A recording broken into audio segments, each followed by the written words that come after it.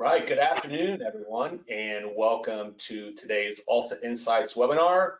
These are our presentations we offer on important issues to title and settlement professionals. I'm Jeremy Yohe, ALTA's Vice President of Communications, and today we've got a great webinar lined up that we hope gives you a new perspective on identifying stress, burnout, so hopefully we can help you stay on a happier path, and then also maybe model some behavior for your employees and help them avoid the same stress levels that I'm sure if you're on this call, we're all dealing with. I was speaking with the speaker during our little prep call, and she knows I have a couple of middle schoolers. Well, today I had a call at 11 o'clock, which I kind of forgot what was on it. And then I get a text message that says, "Dad, can you come pick me up?" And that was at 11:30 in the middle of the call. All right, 15 minutes, give me 15 minutes. So I go get her after the call wraps up, come back, got to prepare for the webinar. And then, oh, you didn't have lunch. You know, some of that, we all know sometimes those days happen. But I think what's important, and I'm sure the speaker's going to talk about, is how we don't make that become a pattern, because the pattern probably what leads to the burnout. Maybe, probably, I don't know. Not an expert on that. We're gonna hear from the speaker. Before we get into that, I always need to touch on the housekeeping items. A copy of today's presentation can be downloaded from the handout section in the GoToWebinar window. You'll also find a handout of the top 10 symptoms of burnout. If you have any questions during the presentation, submit them in the questions box. We'll hold some time for Q&A at the end of the presentation. As always, our webinars are recorded. You'll get a link to the recording tomorrow, and you can always find archive of all of Alta's webinars at alta.org/webinars. I do want to extend a thank you to SoftPro for sponsoring today's presentation. And before we get into the conversation, we have a short commercial from SoftPro.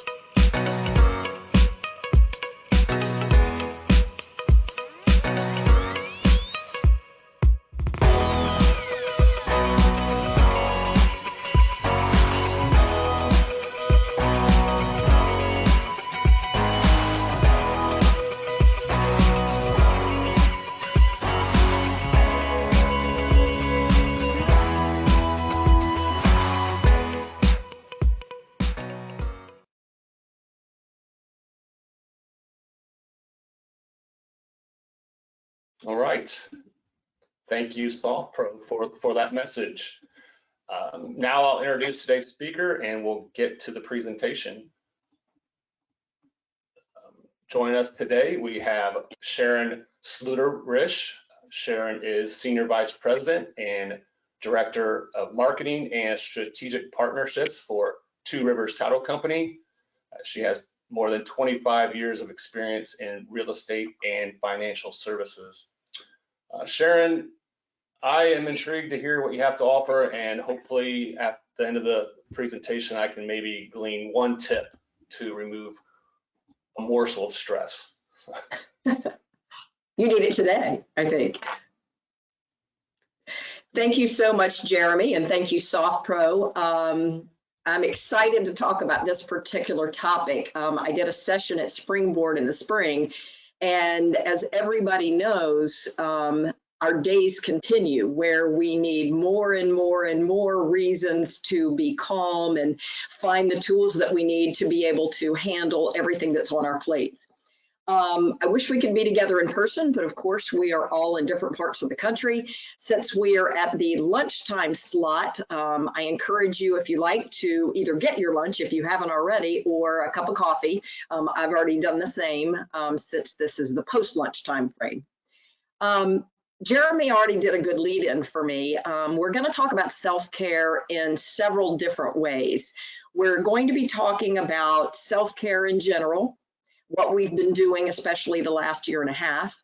We are going to talk about how men like Jeremy can specifically take care of the special needs that they have. There are a lot on men's shoulders. We're also going to talk about how we can try to lessen the stress and help with the self-care of our employees. And then we're going to finish up with a segment on what we can do for ourselves and for our employees as managers. So I don't know if the word self-care in the title was the draw, or if it was simply the reference to strength and our need for it at home, and like Jeremy said, at home and at work. It seems that stress is given these days for ourselves, the people we love, and the people that we manage. We wear a lot of hats. These are mine, as a matter of fact. I don't know if you can see this. These are some of mine. I'm a wife, a mom, a boss, any number of things. Your mug might be a dad, a coach, a manager, any number of things. They're all the hats that we wear. And according to the dictionary, stress means pressure, tension, worry, anxiety, distress, difficulty, grief, trouble, or even trauma. Whatever you call it, it seems to be everywhere in some amount or another. For the last 18 months, our world seems to have tilted on its axis, adding new fears to the things that already keep us up at night. Throughout this roller coaster of the pandemic, life has given us a whole new list of things to worry about besides our jobs. Does everybody remember spring of 2020? Who on earth thought keeping your family in toilet paper was going to require planning? I remember a year ago, I finally thought I had solved the mystery, and my local Walgreens, it turns out, had a mystery truck that would show up every Tuesday. But the employees were not allowed to tell customers when the truck was going to arrive. So imagine that. The entire neighborhood had to make multiple trips to the Walgreens on Tuesday at different times of day, walk slowly down aisle 5 to peek our heads around and find out if in fact we were lucky enough that the truck had been there and we could go pick our limit of 2. Ridiculous, but we were all there, right? And even now, our world is still different. Who knew that making sure you had a stack of clean masks in your car was a thing, because you don't know where you're going, what the rules are? Who knew that our dining rooms were going to become classrooms, and that perfectly large houses would suddenly become very small when all of the children came back and they were living in it and everyone was working from home? Who was afraid recently to send their younger children back to school without vaccines, or their college-age students back to campus for in-person learning and a real college experience after a year away and COVID rates still rising in a number of states? At the center of these concerns has been COVID. We've spent a year and a half trying to avoid getting sick and thought that we had finally reached a safe place when vaccines became available. But now we're contending with the Delta variant and debates over the necessity and efficacy of a third vaccine. On top of this, many of us in title have experienced an unexpected and almost overwhelming uptick in volume, spreading our teams thin and testing our psychological strength and theirs. Plus, with such a small bench and title professionals who at some point will be retiring, we worry about staffing. As discussed this week at the PLTA conference, there are only so many of us. And we're in an industry where it takes a while to learn the process. But yet, as leaders and managers, we have to figure out quickly how to attract and retain younger professionals, even while handling this record-breaking volume. Or conversely, among the things that keep you up at night, do you know someone who is struggling with job instability, or the trauma of job loss, or unsuccessful job change? There's a lot of people in our industry that move from one home to the other trying to find something that feels right. Signing bonuses may be on the rise in food services, but many adults are still trying to find their footing as employers in all fields try to manage the huge swings between too much business and too little. Maybe you also know someone who continues to experience feelings of depression or isolation brought about by social distancing, remote work, and the on-again, off-again quarantining. Is it too much time alone for some people, or is it too much time with family? These are just a few of the worries that have joined our everyday lives. Even for the most grounded personalities, the pandemic caused our lives to change. And as we all know, our bodies do not particularly like change. Furthermore, if the last 12 months also included a move for you, the packing up, the sorting, the deciding what to give away to downsize, or the inability to find a house to move to despite having made 9 offers or more. Or if on top of your everyday stressors, you've had a relationship fall apart, stress levels have been off the charts. So what have we done and what can we do to right or comfort ourselves and also proactively help our minds and bodies prepare for the next unknown? For years before the pandemic, I have always believed in the 3-bucket philosophy. I believe that you wake up every day with your fingers crossed that your 3 buckets are full: our physical bucket, our emotional bucket, and our intellectual or psychological bucket. Let me explain. If you've gotten a good night's sleep, and/or you've had a chance to work out before your day begins, your physical bucket is good to go.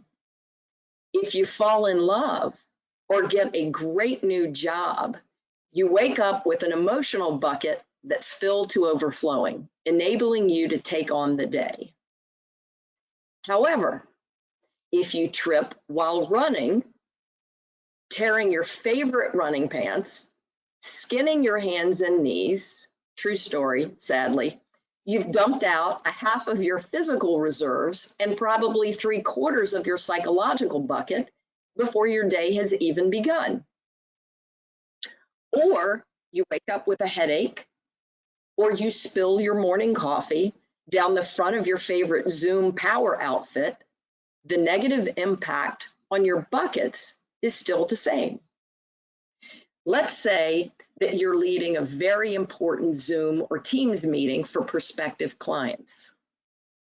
And even though you tested it, you cannot connect to the meeting, or you suddenly can't find the spreadsheet that you were going to share on your screen. So you're probably starting off with a pretty empty intellectual bucket. My husband was commiserating with me last week because he knows my buckets philosophy and the things that I do to keep them full. He also knows when they're empty. So a few months ago, when I woke up with day 2 of a migraine, I wasn't able to work out and even cut myself slicing strawberries, so much for antioxidants. He knew that it was going to take some psychological juggling to make up for my half-empty buckets across the board. Or let's say your spouse announces they want to take a break, or you receive a phone call that a loved one may have cancer. Your emotional bucket is completely kicked over. So whether there's a pandemic or not, we need to make sure that we have ways to keep our buckets from spilling out, or at very least, how to refill them when life tips them over. I woke up this morning, by the way, I'll confess, some of what I'm going to give you is preaching, so you need to practice what I preach, not what I knew necessarily. I'm still a work in progress. I woke up this morning and I was trying to figure out, all right, how am I going to make sure that my buckets are full? So when I headed out to run, it's pouring rain, bit of a problem. I also snacked in an unhealthy way last night before I went to sleep. So sleep was a little bit less than normal. But nonetheless, I want to talk about what we do tend to do as humans and the things that we can do that will keep our buckets full. Self-care in any way and the strength that comes from it is truly a priority. The airlines get it, and they'll remind you, right, that you cannot take care of people that rely on you, children, parents, or employees, until you place the oxygen on yourself first. So let's spend a few minutes and talk about the practical and funny ways we've been coping since March of 2020. Like I said, not necessarily the best strategies, but hey, it's been an unusual year and a half. First of all, what are you wearing right now? It's a webinar, so tell the truth. Brave souls can maybe send Jeremy a little answer to that question. Are you still enjoying the above the waist Zoom attire? No judgment here. It's a matter of comforting ourselves, right? Especially during the first few months of the pandemic. In my family, yoga pants or sweatpants are called fat pants.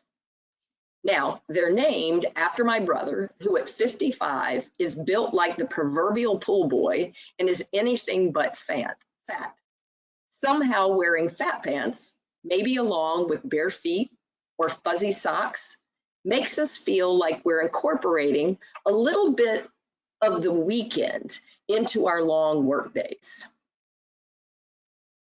Conversely, a strategy for keeping your intellectual or psychological bucket full for an important Zoom presentation may actually be to dress up all over, including pearls or your best tie and even your best shoes, even though nobody can see them. I have to confess, I do usually dress up. I wear dresses and have since the beginning of the pandemic, and I usually wear jewelry for most Zoom meetings. But I have become a huge fan of the barefoot option. So much so that about 8 months or so, when it was time for me to do my speaker video for Alta, I had my husband film it. And it was not until the end of the entire process that I went back to review it, I realized I had done the entire thing in dress and pearls and no shoes. So you have to be careful and realize, are you above the waist or can people see you completely? Well, Sharon, we did have a few people chat in what they're wearing. So we've got everything from shorts and a sweatshirt to a dress shirt and dress pants to a bit of the sporty. Carrie says she has a skirt, a tank top, and tennis shoes. So, whatever makes you feel comfortable, right? Yeah, exactly. Great. Thanks, everybody, for sharing. I appreciate. There'll be more opportunities for you guys to pipe in, and please do. So it's what we wear. That's a coping mechanism. Another one, my favorite, especially since the beginning of the pandemic, when my everyday trips to the Whole Foods salad bar have become a thing of the past, is eating. And I mean eating like it's Sunday afternoon during football season. My daughter sent me a video that pretty accurately describes my challenge and my balance between feeding my emotional bucket with comfort foods and trying to keep my physical bucket healthy. Jeremy?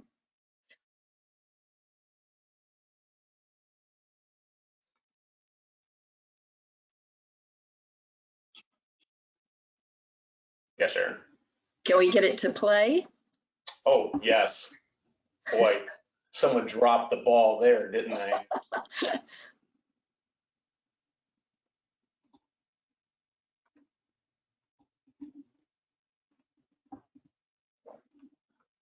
Nope. Do we lose it? My life be like, yeah. My life be like, yeah. Yeah. My life be like, yeah. My life be like times like these that make me say, yeah. Lord, if you see me, please come my way. Like leaving breadcrumbs. All right, hopefully that worked. Did that play okay? Yes, it did. So again, I am being very transparent that my daughter knows that that's me. I actually called her the other day and I said, oops, I did it again. I went for a long run and then I had a grand total of 75 calories of steel cut oatmeal for the entire day. And then I met a friend at a tavern and we proceeded to have red wine, duck fat fries, new thing, by the way. Oh my gosh, it's worth it. Crab dip and 5 buffalo chicken egg rolls. So again, practice what we're going to talk about, not necessarily what I do. But I guess it's a matter of balance and continuing to do our best. Like many of us, I am diligent about exercising. Most days I practice intermittent fasting. I eat lots and lots of spiralized zucchini and lots of lettuce. But then, well, like the video, pretty much every night, at least since the pandemic began, I've eaten like it's my birthday. These are a few of my favorite post-pandemic friends, and we have had a long relationship. Jeremy, can you pop up? Can you catch the next slide? You don't want the Ben and Jerry slide? I do. Oh. Yes, I don't see it. Is it up? Yeah. Oh, there we are. Maybe the rest of you can see. So, Ben and Jerry, though I do recommend that you spend time with other friends like carrots. No, not carrot cake, actual carrots, which I used to carry around in little Ziploc bags while driving to and from work. But now, Ben and Jerry, or whatever your version and your favorite brand are as close as the carrots if you're working from home. We'll talk a little bit more, I promise, about healthier strategies a little bit later. And for an even more popular companion for many people during the pandemic has been alcohol. Because we long for happy hours with our friends and we can't figure out if it's safe yet to do it as often as we'd like. Every restaurant in every state has different rules. We've stocked up on our own supplies and only have to go as far as the kitchen to pour a glass. And if we don't feel like drinking alone, we just have to invite our closest social pals to pop their own corks and join us via Zoom. Just like ice cream and treats, at-home cocktails have provided comforting reminders of a time before on-again, off-again social distancing. At the very beginning, a gentleman at my church, who is probably 75 years old, announced last spring over a Zoom fellowship hour that he and his wife were missing their grandchildren terribly, and they were sad to be limited to living room window visits.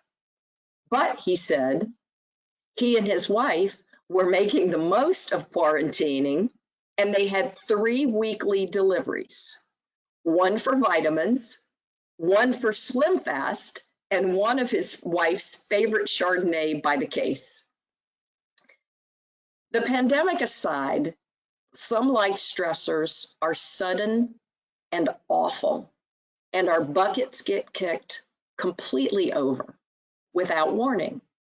So what does acute responsive self-care look like? When bad things happen, sleep and exercise are at the top of the list. Do what you can and do not beat yourself up for doing less. Any amount that you can get of either one under duress is beneficial. And if it's not just managing some of the life events we talked about earlier or ongoing pandemic-related stressors, but maybe serious money worries or a relationship that's failing, consider keeping a journal. Truly, one-sided talking, even if on paper, is considered very therapeutic. Or if you're lucky enough to have one, call your mom or your best friend or whoever lets you just talk. We're going to talk about some specific options, as I mentioned, for men a little later. And if your company provides affordable counseling, take advantage. Everyone I know who regularly sees a counselor is truly better for it. Other easy solutions, according to the research I've done, is escape to a book or your favorite music or low stress, quiet TV, we call it in my house, whether it's Food Network, HGTV, any show that kind of can be running in the background and is not going to cause any more trauma for you to think about. These are ways to try to give your empty emotional bucket a chance to refill. Each day, when really bad life events happen, my advice is to remove everything you can from your plate. Your buckets are empty under stress, and you can't handle as much. Forgive yourself in advance for putting off certain things. You are truly being smart, matching your to-dos with your I cans. It's not on the slide, but a friend recently sent me a little bit of clip art, and it showed a cartoon of a cute little baby whale laying down, and it said, "Give yourself permission to rest. You don't have to be on all the time." Because self-care is so important, let's also talk about practical and preemptive strategies that we can employ for combating stress and for feeling stronger, even if there is not a serious life event or a serious crisis. Number one, I truly believe, is exercise. Endorphins fulfill physical and emotional needs. It also fosters sleep. According to experts, exercise isn't just about losing weight. It is also a powerful mental health tool, proven to help depression and anxiety. Our body's primary stress hormone is cortisol. Most people have heard of the hormone because it's what causes our fight or flight instinct. Still, cortisol also has a vital role in our sleep cycle, boosting energy during stressful times and keeping inflammation down. Usually when faced with a threat, our cortisol levels shoot up and then come down after everything is passed. But if those levels never come down, we are more likely to experience anxiety, depression, sleep problems, weight gain, and a myriad of other issues we don't want. So the goal of the self-care movement is to find ways to lower cortisol levels on a daily basis. Also, by the way, as a strategy and just a comment, our physiology has a massive role in our emotional health. If you stand up straight, you'll feel more proud and alert. If you slump over and neglect your body, you're more likely to feel negative. The next time you find yourself in a bad mood, stand up, take a deep breath, and if nobody's watching, go ahead and assume the Superman or Superwoman pose. It does wonders. Number two, very close to exercise, is sleep, which can suffer when we're under stress. Sleep is crucial for every part of our lives, and over 1/3 of us are not getting enough. If it is appropriate to take a nap and you can, do it. Or go to bed early, even if you know that means you're probably going to be awake at 3 a.m. My 26-year-old daughter, who works 10 hours a day with the energy and enthusiasm of youth, also just finished a 4-year intensive grad program at the same time and teaches Zumba on the side, calls me at least once a month and asks me if she can skip working out in lieu of a nap.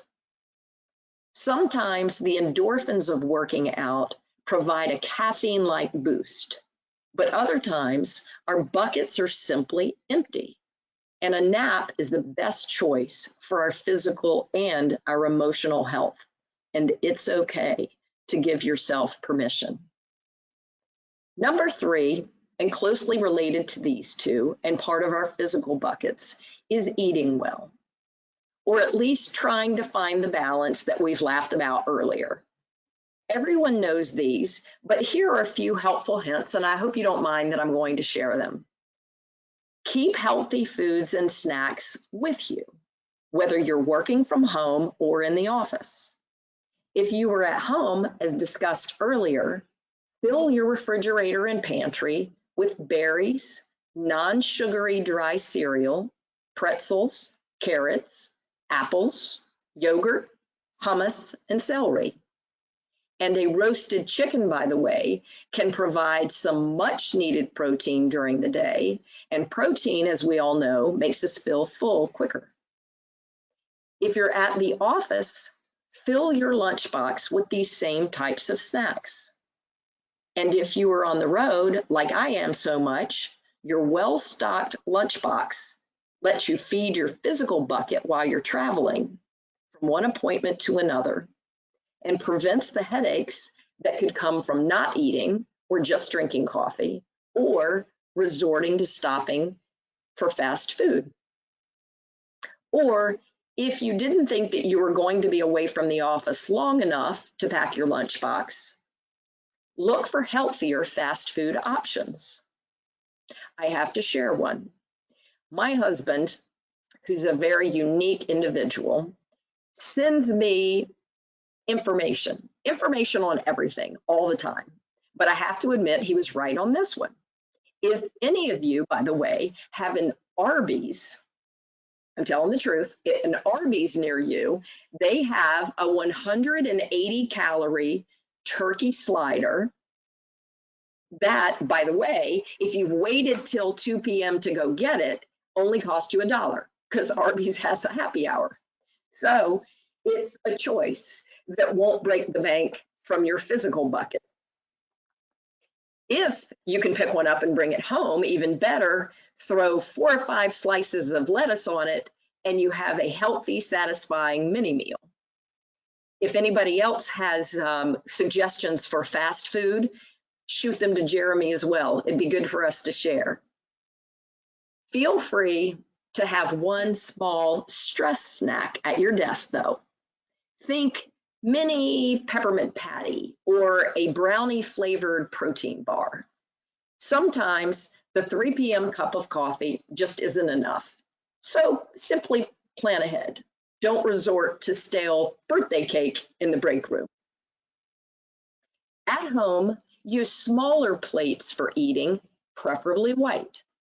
This allows you to go back for seconds, which are actually the second half of what you would have put on a larger plate. And white, experts say, makes the food look more attractive and feeds our emotional bucket.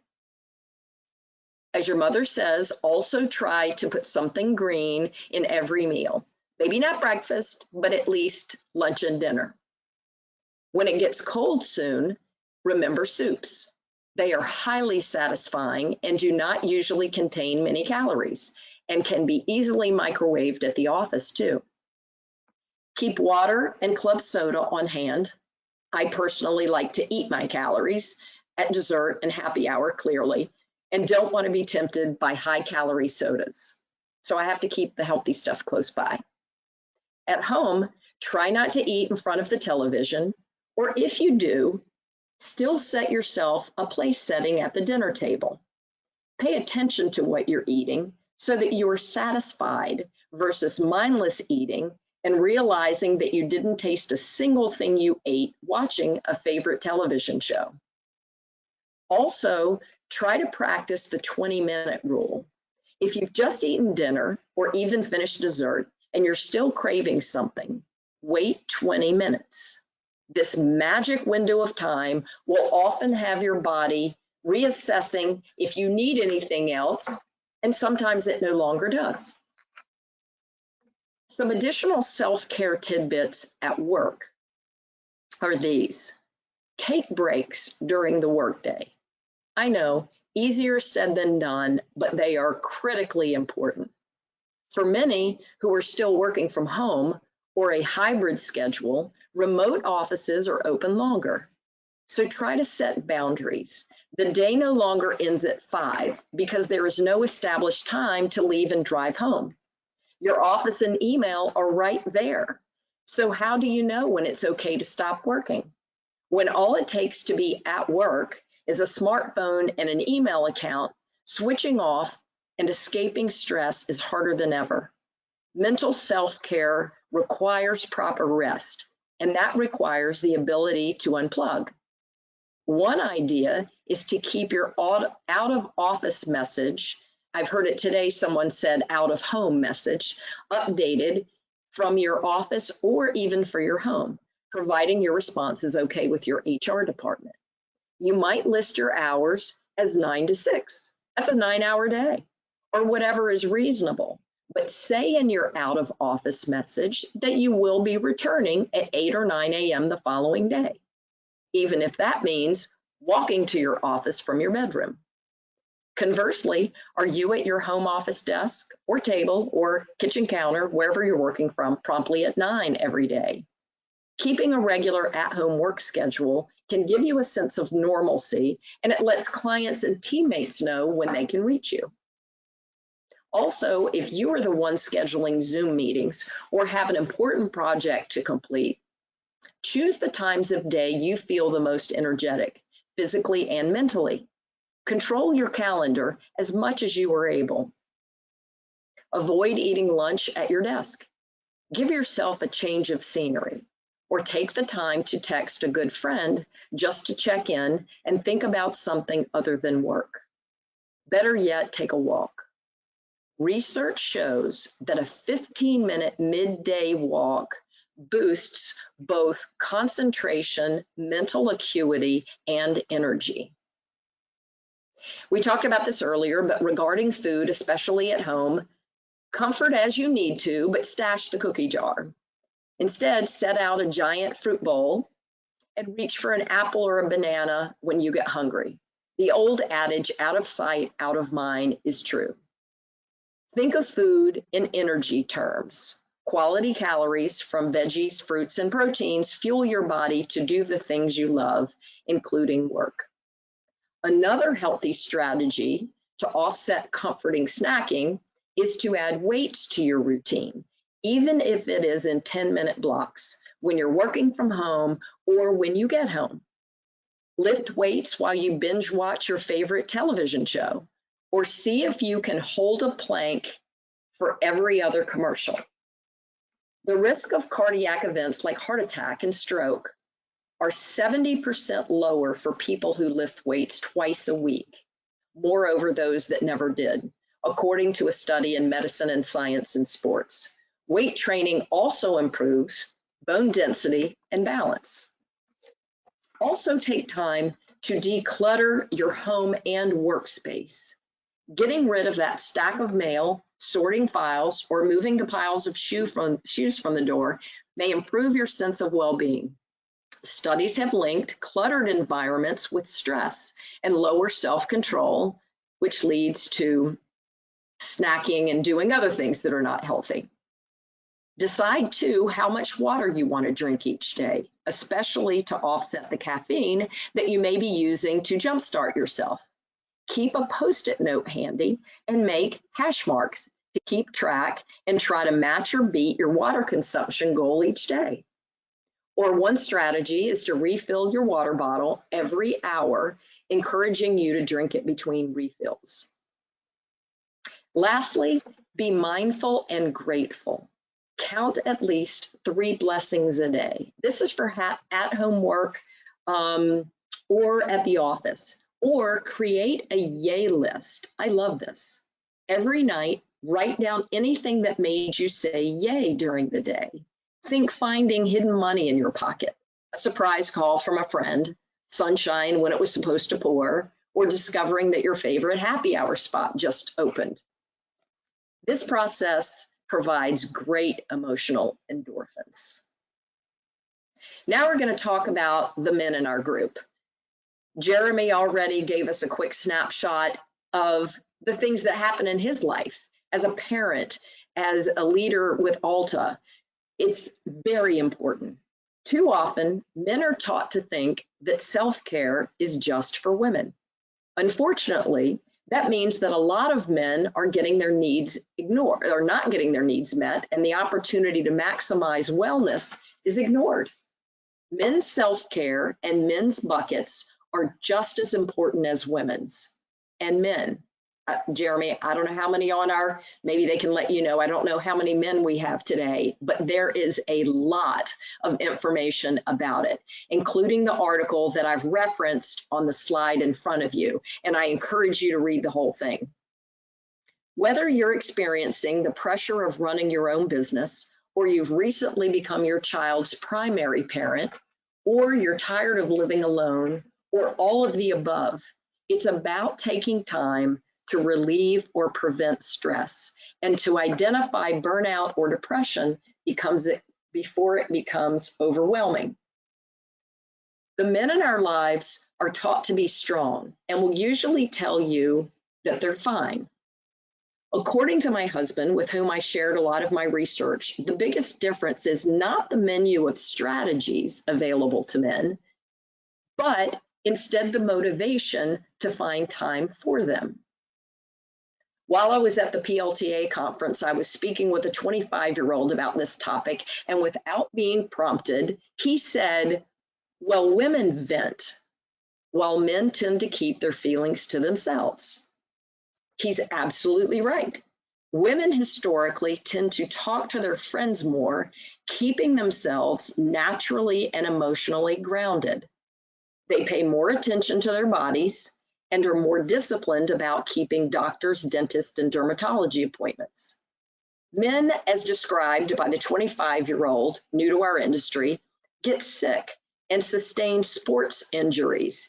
He was telling me a story, sort of imagining a sports injury up for the shoulder or elbow where his arm is hanging limp. And he admitted that if somebody said, do you need to get that taken care of? He would say, nah, I'm good.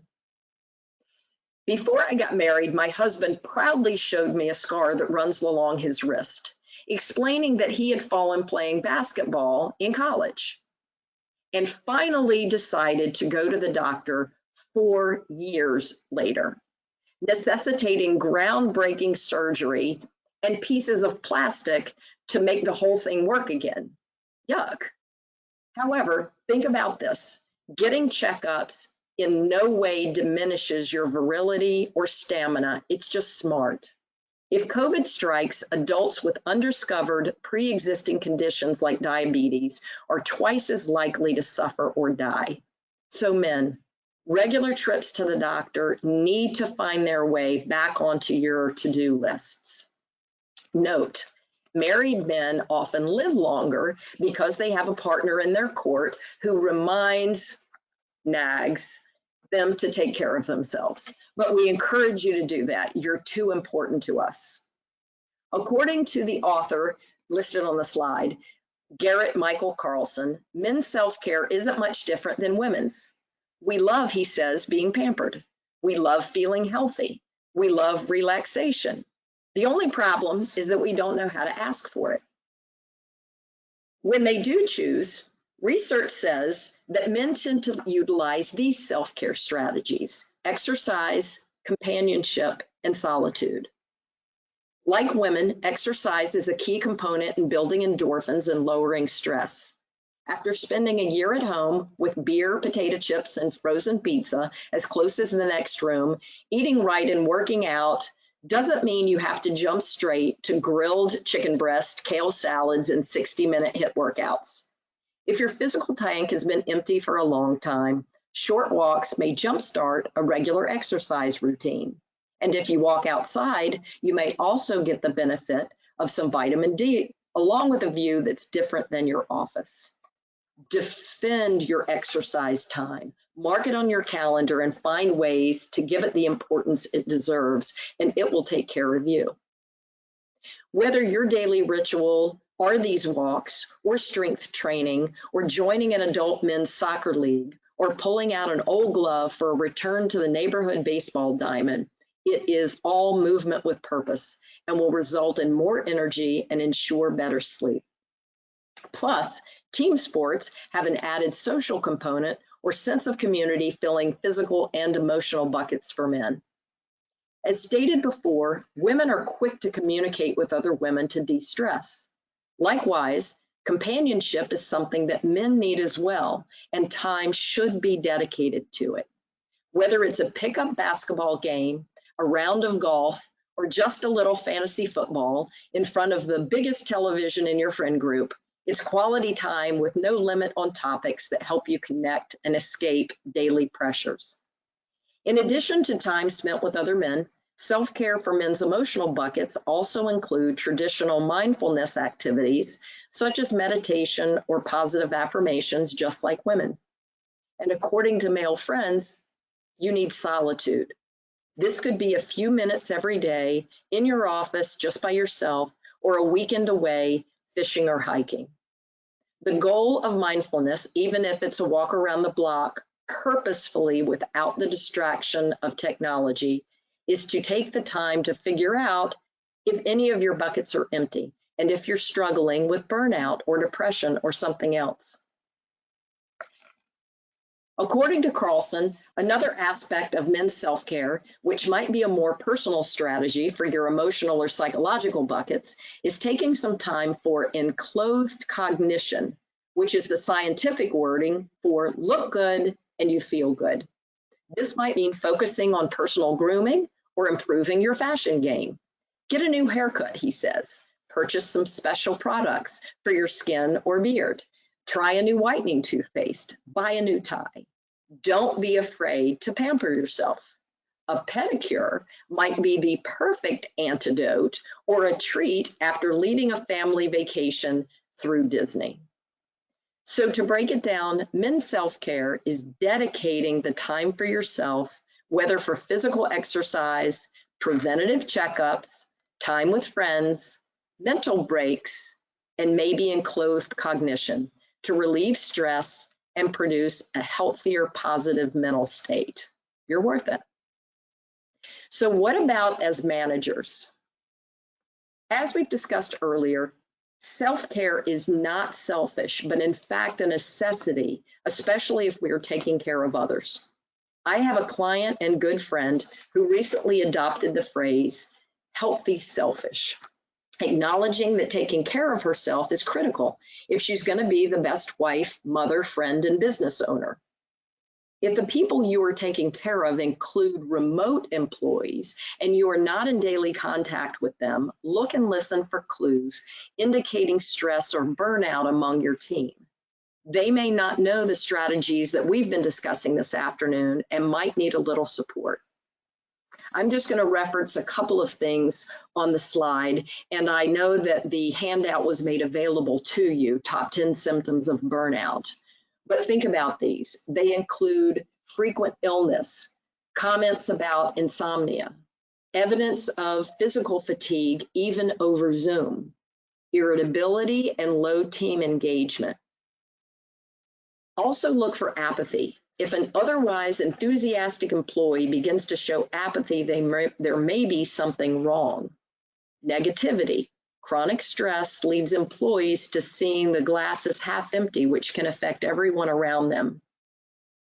And anxiety or depression. Constant worry is a classic symptom of burnout. It produces a steady stream of stress hormones, which is terrible for the body. If you recognize these and you can have an open conversation, please make these simple recommendations to them. Go to the doctor, get a checkup, do whatever you need to do that we talked about earlier. Unplug, get enough sleep, take advantage of company counseling resources. Encourage them to do the things that energize them. If you know them well enough, encourage them to text their children or call their best friends or plan something social. Also important during still hybrid and at-home work is set realistic expectations with them, especially for those that are working fully remotely. Help them understand that you are a believer in work-life balance. However, something I'm working on myself from my remote team is remember, if you are emailing them at night or on the weekend, you are not modeling this balance for them. So try to keep your communications to your employees at least between 9 and 5 or whatever the hours are that they work. Even if you and other managers continue to work into the evening or through the weekend, try to model correctly for your employees. As managers, we realize that self-care starts from the top. We need to develop this empathetic leadership. Leaders need to show, not tell. When company leaders take the time to take time off and vacation, their direct reports will too. When leaders admit mistakes or simply feel comfortable saying, I don't know, let me get back to you, the entire organization gets the message that it's okay to show vulnerability. As you see on the screen, two facts that are just scary. 48% of Gen Z and 44% of millennials say they feel stressed or anxious all the time. 60% of employees working remotely during the pandemic admitted to experiencing symptoms of burnout. So as a manager, what can we do for them? We can give them the full focus. You can't offer the right support without knowing how your people are really feeling. Be intentional and ask questions. When on Zoom meetings, keep eye contact. Try to resist looking at your email or your other text while you're having a conversation, at least with the people that work with you. You also need to consider what you can do to keep them engaged, what you can do to have them collaborate, to learn, and establish a social component. You also need to become outcome focused. Micromanagement is a bad habit that alienates employees. As soon as an employee starts working remotely or hybrid, in a hybrid situation, the temptation is to know exactly how they're spending their time. Remember, judge by results. I know we only have a couple more minutes, but I wanted to also talk about what we can do in terms of email best practices for our employees to make the most of their time and their intellectual buckets.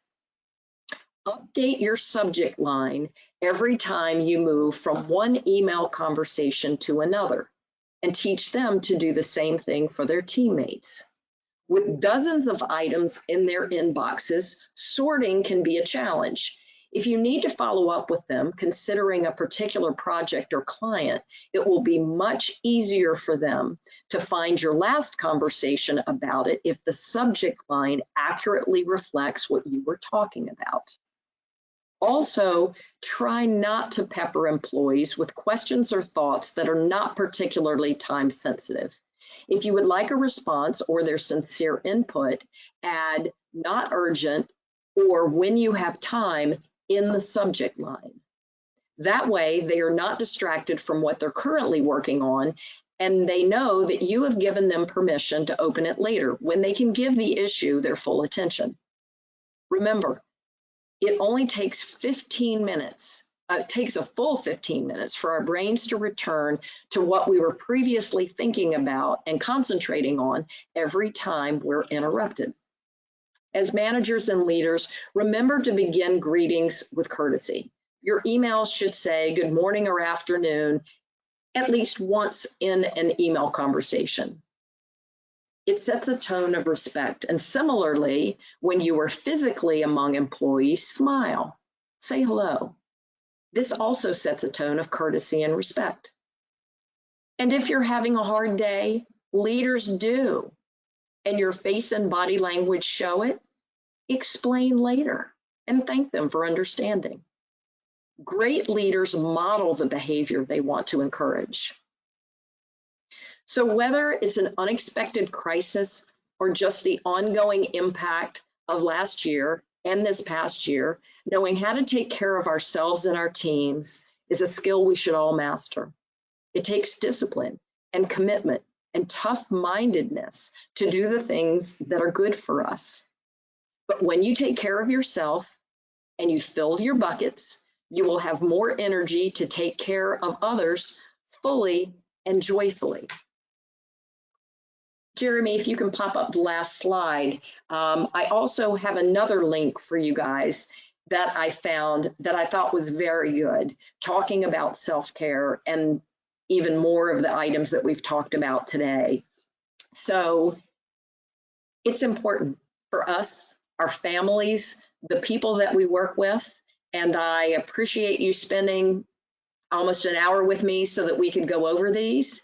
And I would love to hear from you or take some questions from you in terms of strategies that you employ. Thanks, Jeremy. Yeah, Sharon, thanks for a lot of the great info and tips on how we can cultivate a healthier and happier life. I should maybe not be as hard on myself. I do actually embrace some of the things you said throughout the day. Definitely should try and maybe get up and not eat lunch all the time in front of my computer. So maybe a little break every now and then there could be helpful. But, outside, the extracurriculars, the sports, from a male perspective is definitely rejuvenating for me. So like to hear maybe some suggestions from everyone here, what you might do. Had a question from Mary, and this is probably, been maybe a struggle for a lot of managers of having workers go from in the office to remote. How do you determine if a remote employee is actually experiencing stress and burnout, or if they're maybe just using the buzzwords to avoid having to do the work? Is it maybe building that trust, and then also developing, what are the daily requirements and deadlines, and if they're meeting them, and then just kind of stepping back and letting them do their job? Sharon, kind of maybe any suggestions there for Mary? Well, I heard a lot of things in Mary's comment and question. I think that, as you pointed out, Jeremy, that if, depending on what work the employee is doing, if it is task-based, you'll be able to tell pretty quickly if the work is being done on time. So that's where you judge by results. If you notice maybe that your employee is replying to your emails way after 5 o'clock, this is presuming their workday's 9 to 5, it depends on what it is.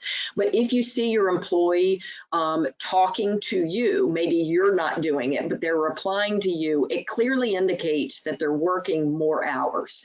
Or I think it does, if you're getting comments or responses back over the weekend or at night. So that's something to kind of be aware of.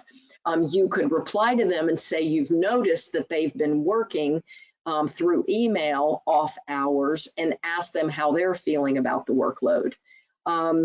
It does a little bit come down to trust. I think you do need to have until you're comfortable with it, you can maybe schedule Zoom meetings with them so that you can watch body language. And once you have built up a little bit of trust, and if you see basically the work is being done, but you're worried about them, ask them. Say, how does this feel to you? How is this different than working in the office? What are the pros and cons? And I bet you those answers will shed some important light on how they're doing. Yep, great advice. And I know we're at the top of the hour. If you have a thought or a comment, a question later, you want to pitch to Sharon, please, her contact information is there on the screen. Please reach out to her. John just messaged, and he's definitely feeling it, but to what you just said, Sharon, he's going to start checking in and reaching out with his team more often. And yeah, it's just having that conversation, asking how you doing, and you can hopefully they're authentic with you, and you can go from there. Great information. It made me think of a column I actually wrote earlier this year for Title News, and it was about comments Spotify CEO Daniel Ek made on a podcast, and he was asked on the podcast if he had a billboard to get out a message to billions of people that was a non-commercial, what would he put on the billboard? And his response was pretty simple, and it was just be kind. Everyone is on their own journey. And his point was that it's important to remember that everyone's dealing with something, even the people who are successful. They could be, hiding things behind the scenes that are, really bringing them down. So, great message. Sharon, thank you again for, bringing this to the forefront and helping us remember to, be kind to our coworkers, your staff, and yourself. So thank you. If you missed parts of today's webinar, if you think others in your office would benefit from listening, as I said, you'll get a recording to the presentation tomorrow. You can always find all of our recordings at alta.org/webinars. With that, I need to thank SoftPro once again for sponsoring today's presentation. And Sharon, thank you for carving out a little time of your busy schedule. I know you're on the road just coming from, I think you said PLTA. Mm-hmm. So thank you again. It was my pleasure. Thank you. And thanks everyone for joining. All right. Thank you. Take care, everyone. And remember to be kind, including to yourself.